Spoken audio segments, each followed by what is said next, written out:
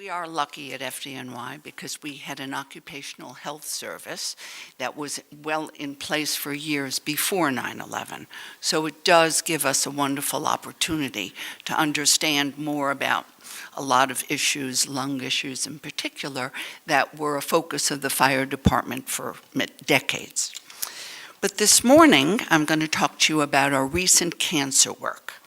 And as Roberto told you, because it's known that toxins were present at the World Trade Center site, we at FDNY were interested in looking at cancer rates in first responders soon after 9/11.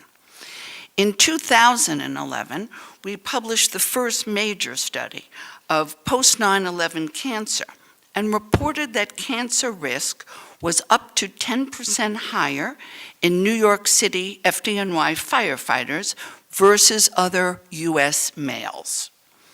In a more recent study, we compared cancer rates in New York firefighters, FDNY, to cancer rates in firefighters who worked in other major U.S. cities.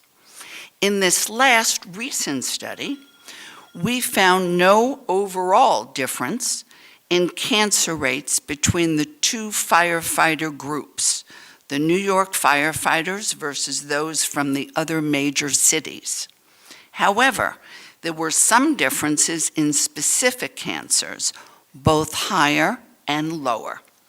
We found higher prostate and higher thyroid cancer rates and lower lung cancer rates in FDNY compared to the other firefighters.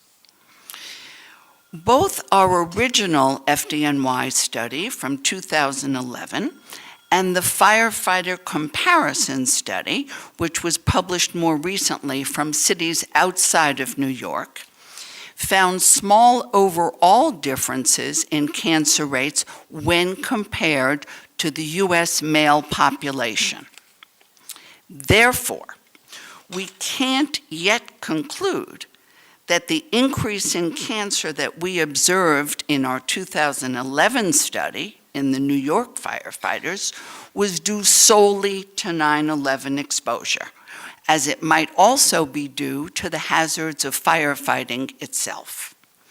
We continue to update registry information from various states, 10 or 11 states where some of our firefighters now have retired to.